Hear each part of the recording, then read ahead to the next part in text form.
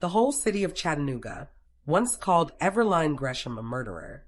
But Everline had never taken a single life in all her 71 years. And the girl the whole city swore she had killed was, at that very hour, alive and grown and waiting inside Everline's rented room. And she had not come alone.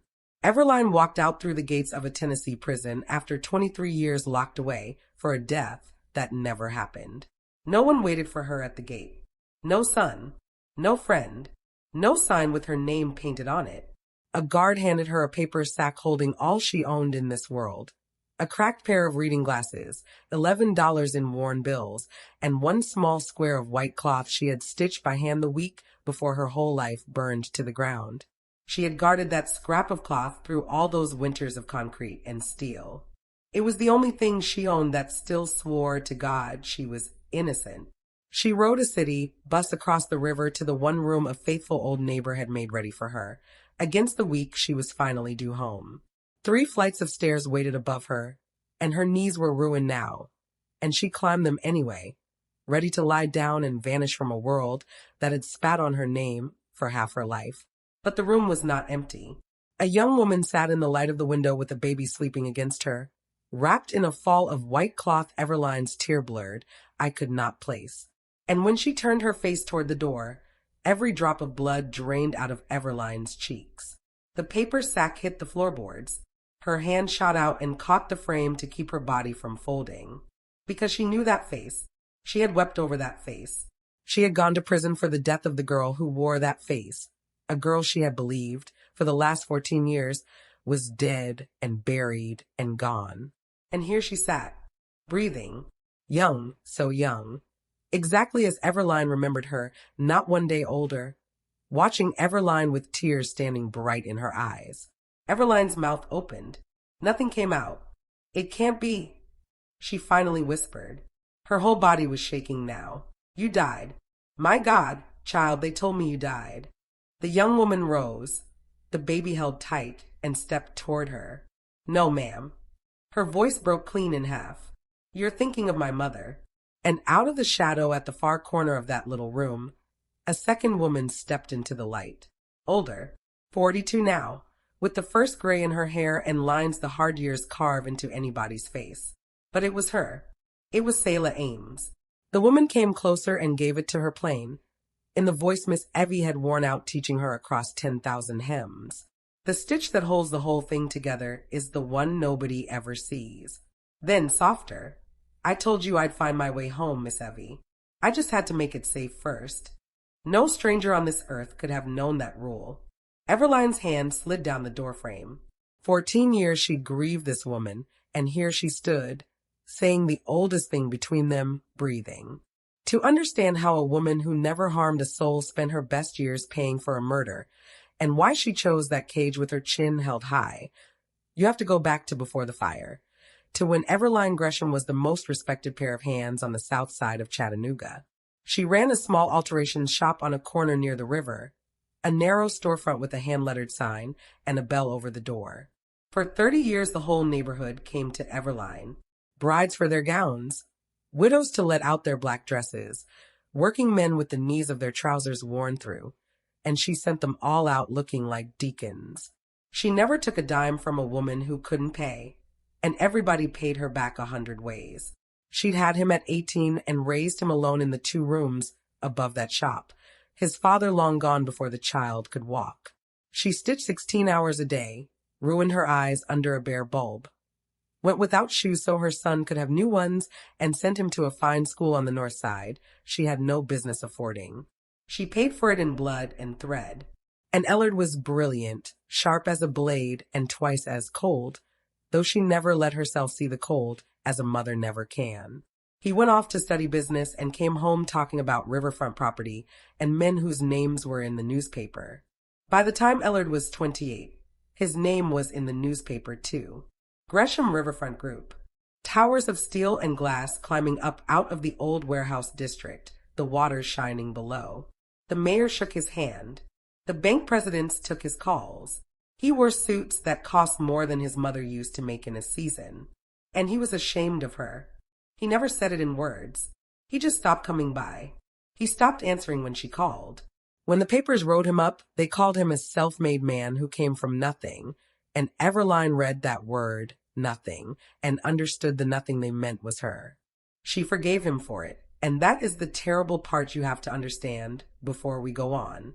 She loved that boy past all reason, past every wound, past everything. There was no line Ellard could cross that would move her love. Remember that. It matters more than anything in this story. Now, the same year Ellard's first tower topped out, a girl came to work in Everline's shop. Her name was Selah. She was 17 when she first pushed through that door with the bell. Half-starved, a bruise on her cheekbone she wouldn't explain, no mother and no father worth the name. Everline took one look at her and did what Everline always did. She fed her. She gave her a cot in the back room. She put a needle in her hand and taught her the trade. How to feel the grain of a fabric, how to hide a seam so it disappeared, how to make a poor woman feel like a queen for the price of a hem. And one rule above all the others, the rule Everline swore was the whole secret of the work. The stitch that holds the whole thing together is the one nobody ever sees.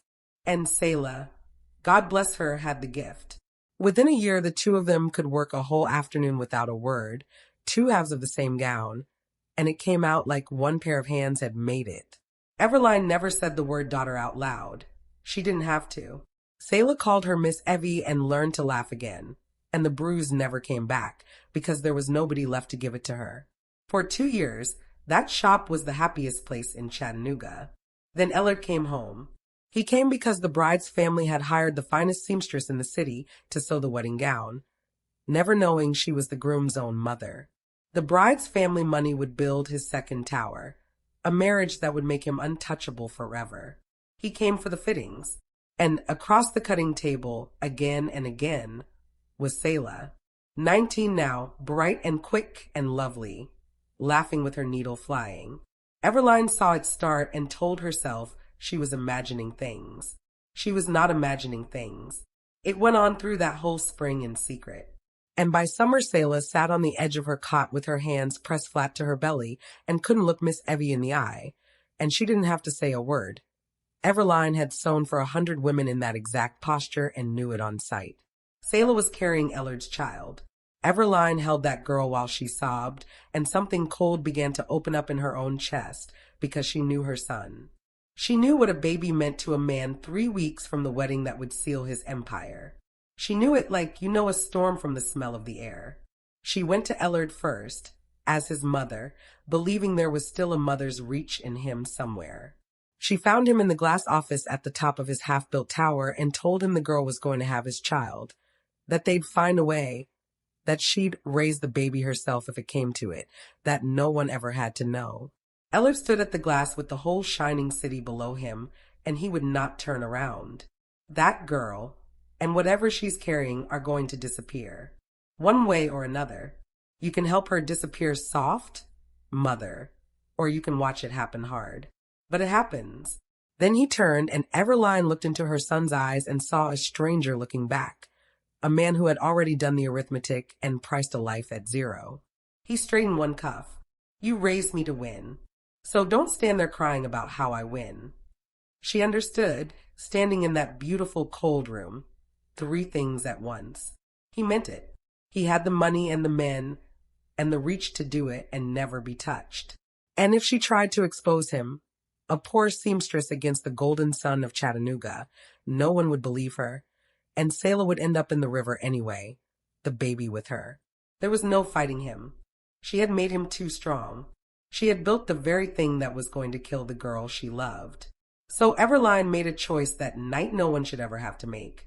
If she couldn't keep Selah alive out in the open, she would make the whole world, and Ellard most of all, believe Selah was already dead. A hunted girl gets found. A dead girl gets forgotten. There was only one way to close the hunt forever, and it would cost her everything she had left. She would confess to killing her. She spent one last night teaching Selah how to vanish. She took every dollar she'd saved in 30 years of stitching, folded it into a coffee tin, and pressed it into the girl's hands. She gave her a new name to build a life under. Ames. She had a cousin 2 states away who would take Selah in and never write it down. And she made Selah swear on the life of the child inside her that whatever she read in any newspaper, she would not come back and she would not send word except one way. Once a year, one way only, a single pressed magnolia in an envelope with no letter and no name, mailed to the neighbor down the hall, so that Everline would know the girl and the child were still breathing. Then Selah was gone, north on a midnight bus, weeping with her hand pressed to the glass. And Everline went down to the river alone before dawn. She left Selah's coat on the bank where it would be found, and one of the girl's shoes in the mud. She took a fishing knife to her own forearm and let her blood soak into the coat in the reeds, so the men who came looking would find the story they expected. And when the sun came up, Everline Gresham walked into the sheriff's station with blood dried brown on her sleeve and gave them the words that would bury her alive. I killed that girl. We fought. I pushed her in the water, and she didn't come up. God forgive me. I did it. The city could not get enough of it. The jealous old seamstress who murdered her pretty young apprentice in a rage. It was in every paper on every porch. The trial took 4 days. Everline sat in that courtroom while the whole neighborhood that had loved her 30 years stared at her like a monster, and she never once broke, because breaking meant explaining, and explaining meant Selah's death. The child's coat, the blood, the confession from her own mouth. There was no defense, because Everline mounted none. She knew what only the killer could know, where the coat would wash up, how the girl's shoe came off in the mud, which way the current ran that black hour before dawn, and she laid each detail out until no soul in that room could doubt her. The river never gave up a body, and the prosecutor told the jury the river rarely does, and they believed him, and it took them 90 minutes. 25 years. And here is the part that will turn your stomach. Eller came to the trial. Once. He sat in the back in a $4,000 suit, and when the verdict came down and his mother was led away in chains, he did not stand. He did not speak. He believed, sitting there, that his mother had gone and done the thing herself, had murdered the girl to protect him and everything he'd built. He believed she had killed for him, and it did not move him to save her. It moved him to be free of her. He married into that powerful family 6 weeks later. He built his second tower and his third. And he let the woman who gave up everything she had to protect him rot behind concrete, and he never came, and he never wrote. Inside those walls, Everline lived on one thing, the flower. Every March, exactly as the two of them had sworn on that last night, an envelope reached Dovey Haynes down the hall, a single pressed magnolia. No letter, no name. And each spring old Dovey would smuggle word to her that the sign had come, and Everline would breathe again for a year. The girl was alive. The child was born and growing somewhere safe. Every stone-cold day of it was worth that one dried flower. For 8 years it came. In the 9th spring it did not come. Everline told herself a dozen gentle lies. The mail was lost. The cousin had moved. Selah was only being careful. She cupped those lies in both hands like a candle in a hard wind. And that same year, her son came to put the candle out. 9 years in, Everline was 57 by then, gray, going blind in one eye under the prison lights, just as she'd gone half-blind stitching for his future. A guard told her she had a visitor, and her old heart leapt like a girl's. Who else could it be? And she went to the glass believing, for one holy minute, that her boy had come to look her in the eye at last. He came to tell her the girl was dead. He sat behind that glass, prosperous and gray at the temples and cold as the river, and he told his mother it was finished. He had never trusted a river to keep a secret. So he'd kept a man looking all these years, just to be sure, and that man had chased the last rumor of her north until the trail died in his hands, and he closed the file on a dead woman. The girl who fled was gone. Dead. Whatever she carried, gone with her. It was over. His mother could stop whispering to the chaplain about appeals, because there was nothing left on this earth to save. The name Gresham belonged to him and his children now, and she was a stain to be scrubbed out and forgotten. He never thanked her. He never once said the words that would have cost him nothing and meant the world. He stood before she could even lift her hand to the glass, and walked out, and that was the last time Everline Gresham ever laid eyes on her son. Now hold this next part in both hands. It is the cruelest turn in the whole story. Ellard believed every word of it. His finder had chased a rumor of a living girl north, and the chase itself drove Selah so deep underground that the trail died, and to a paid man a trail that dies reads as a dead woman. The stopped flower and the dead girl report were the same event wearing two faces. Ellard carried a lie to his mother that morning and never knew it. But Everline did not know that. All she knew was that the flower had gone silent, and then her own flesh and blood had looked her in the eye and told her the child was in the ground. So she believed him. She decided Selah was dead. She decided the baby was dead. That she'd sent them out into the dark, and the dark had swallowed them whole, and that she had thrown her freedom, her name, her son, 30 good years, everything she owned, into a river for nothing. For nothing at all. They let her out 2 years early in the end, an old half-blind woman, no danger to a soul, though every mouth in Chattanooga still called her guilty as she walked through that gate. And that is how Everline Gresham served the final 14 years of her time. Not as a woman who had made a great and terrible sacrifice, as a woman certain down in the marrow of her that the sacrifice had failed and everyone she loved was already gone. Which is why, when she climbed those 3 flights on ruined knees on the day of her release and pushed open the door of that little room and saw a face she had grieved as dead for 14 years, her body simply gave out at the truth of it. Selah caught her before she hit the floor. They got her into the chair by the window. The young woman with the baby knelt in front of her and took both her trembling hands, and Everline stared at that face like a woman staring at the sun. "You're not Selah," Everline breathed. "No, ma'am." The girl was crying and smiling both at once. "I'm Unia. Selah's my mama. I'm the baby, Miss Evie. I'm the baby you saved." She lifted the sleeping infant a few inches. "And this is my little one. This is your Nell." Everline turned to the older woman, to Selah, truly Selah, 42 and worn and alive, and her voice came out of her in pieces. "The flower stopped. 14 years ago, the flower stopped. I thought every March I thought." Selah went down on her knees on the floorboards and pressed her forehead to Everline's ruined hands, and she wept like something breaking loose after 20 years. "I know what you thought," she got out against Everline's hands. "And I'll hate myself for that silence till the day I die. There was a man Ellard hired, a finder. In the 9th year, he got close, too close, up north, asking after a woman my age with my face. One more flower through that same little post office, and he'd have pulled the thread all the way back to both of us. So I ran deeper. New city, new name on top of the one you gave me. But safe was only half of it, Miss Evie, and the other half I'll answer to God for. Money could hide us. Money could never clear you. If I'd stood up rich and said I was alive, Ellard would have called me a swindler working a ruined family, and he had the lawyers to make it stick. He'd have taken Unia and buried the whole thing again, with you under it. So I built, and I waited, until I could put his own hired men's reports on a table, his payments in his own hand, and break his lies so hard it could never close back over you. I got the last of it this spring. I came home the same week I held it. Forgive me it took me so long to be that strong." And then Selah told her what she had built out of the life Everline bought her. She had started with a needle because it was all she knew. Miss Evie's trade carried north in her hands. 1 dress, then 2. A rented machine. A room, then a floor, then a name. Selah Ames' design. Then the buildings the dresses were sewn in, and the buildings around those.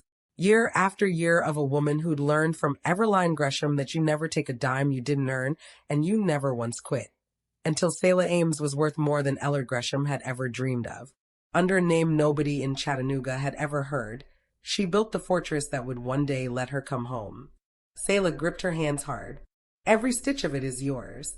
I built all of it standing on what you did for me. And there is not one morning in all those years that I woke up and didn't say your name." But Everline, God love her, was not thinking about the money. She was looking at Unia, at that young face, Selah's face, the very face she had gone to prison to keep out of the river. "You're here," Everline whispered to the girl. "You're really here. The baby. You lived." Unia was weeping openly now. "I live because of you. Mama told me the whole story when I turned 18. Every word of it. I know the man in that office window is my father. I know what he chose. And I know the woman who chose me instead. She laid little Nell down into Everline's arms, that warm sleeping weight against her chest. We named her for you. Her whole name is Everline. We call her Nell. She'll grow up knowing exactly who she's named after. And that was when Everline Gresham finally broke. Not in the courtroom, not in the cell, not in 23 years, but there, with a baby named for her sleeping in her arms and 2 women she had saved kneeling at her feet. There, at last, she put her face down and wept, and it was the sound of something held shut for a lifetime coming open. Now, do you remember that small square of white cloth? The one thing Everline carried out of prison in a paper sack. The one thing she'd guarded all that time? Selah remembered it too. She'd been there the week they started it, in the good years, before the fire, when Selah's belly was just beginning to round. A christening gown, white silk, hand-embroidered, the finest thing either of them ever made, meant for the baby coming in the fall. They never finished it. The fire came first. And when Everline walked into that station, the one thing she carried from the shop was a single embroidered square of it tucked into her collar, so she'd carry a piece of the child through whatever came. Then Everline looked down at the baby in her arms, at the fall of aged white silk the child was wrapped in, and her breath stopped. She knew this cloth. She had pulled this very thread. Selah had gone back years later, through a lawyer, under a false name, and bought the ruins of that shuttered shop, and among the dust she had found the gown they started and finished it by hand. Every stitch of it but one.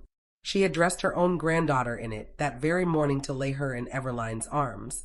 Selah's fingers found the left panel, right over the baby's heart, where the silk gave way to a raw and empty square. We never closed this one, Miss Evie. There's been a hole in it for 23 years. Everline reached into the paper sack on the floor with a shaking hand and drew out the little square of white cloth. It fit the hole exactly. She pressed it into place over the baby's heart, the last piece of the only thing she had ever managed to hold on to, and there in her lap the gown was whole at last. And Everline thought of the rule she had drilled into a frightened girl a lifetime ago, that the stitch holding the whole thing together is the one nobody ever sees. She had been that stitch, hidden for 23 years, holding up a family that never even knew her hand was in it. For 1 hour in that little rented room, every broken thing was made whole. But the story is not finished, because the man who broke it was still out there. And the same week Everline Gresham walked free, the whole city of Chattanooga was watching Ellard Gresham fall. It did not fall to Everline. She never lifted a finger against him. She never had to. A man like that carries his own destruction inside him the whole time, and it only ever needs one loose thread to come apart. The thread was an audit. For 20 years the towers had gone up on money that was never real, each new one borrowed against the lie of the last. When the riverfront market cooled, the whole shining stack came down at once. The papers that had crowned him for 20 years now printed his face over the word fraud. The family he'd married into cut him loose overnight to save themselves. His accounts froze. His half-built towers stood empty against the sky with liens nailed to the doors, monuments to nothing, the same word they'd once used for his mother. He lost the marriage. He lost the name. He lost every friend that money had ever bought him. And then, going through the wreckage, the investigators found the finder's reports Ellard had paid for and kept. The search up north, 9 years back, for a young woman who was supposed to be dead. And a reporter chasing the fraud story pulled that thread too. And a lawyer working for a woman named Selah Ames handed that reporter everything. Everline Gresham's name was cleared in the same week her son's was destroyed. There was no new trial, no second courtroom. The woman she'd been convicted of killing was alive to prove it, and Selah Ames had the papers for the rest. There was only the truth, too heavy at last to hold underwater, floating up on its own, as it always will. Everline Gresham lived out her last years in a good house Selah bought 3 blocks from the water, with Unia and little Nell close enough to walk to on a Sunday. Old Debbie Haynes, the neighbor who had made the room ready and never once believed the lie, was moved in right across the hall and cared for in comfort to the end of her days, for every year of faith she had kept. And Everline sewed again. Her ruined hands came back to her a little at a time. She hung a bell over a door on the south side of Chattanooga and taught little Nell to feel the grain of a fabric, the same first lesson she'd once given the child's grandmother. After more than 2 decades, the old woman was finally home. She believed that was the end of the story. Then, on a gray afternoon months later, a knock came at that good house by the water, and Everline opened her own front door to her son. He was not a golden man anymore. He was gray and hollow and ruined, in a suit gone shabby at the cuffs, and he stood on her step and could not lift his eyes to her face. "They tell me she's alive." His voice was nothing now. "They tell me you knew. All this time. You let me think," he stopped. His hands were shaking. "You went in there for me. And she was alive the whole time. Mother, And Everline looked at her only child, ruined on her doorstep, and I need you to see what stood there. This was the son she'd gone without shoes to feed. It was also the man who had let her rot in a cell for a death he set in motion with one cold look out a window. She had never turned him in. She'd hidden what he was, carried his ruin on her own back, and let him walk free and rich into the best years of his life. She had saved the girl and spared the son both, with the same terrible silence. And here he was at the end of everything, nothing left in his hands, asking her, without the courage to say it plain, to save him one more time. Everline let him see her whole face. "I gave you my whole life. My eyes, my hands, my 30 good years, my freedom, my name. I gave you everything a mother has to give. And then I gave you more than that. And you gave me a river to drown in." Her hand went to the door frame, the same grip that had held her up the day she walked free and saw the ghost waiting in her room. "That girl had nothing to give me. Nothing. And out of what you threw in the water, she built me a family, and a name, and a grandchild who carries mine. You spent your whole life learning how to win, son. You never once learned the only thing I tried to teach you." Her voice fell, down to the bottom of everything, down to the truth. "The people you count as nothing are the ones who carry you home." Then Everline Gresham made her choice about the door. "I'm not going to tell you what it was. She carried that to her grave, and the people who loved her never once asked, because a woman who could do what she had done had earned the right to one last secret. So I'm handing the choice to you instead." Ellard Gresham had finally become one of the people he spent his whole life counting as nothing, ruined, unwanted, standing at a door with empty hands. And on the other side of that door stood the mother he threw in a river to save himself. Would you have opened it or closed it? Tell me which one. And tell me why. I'll be reading every last word.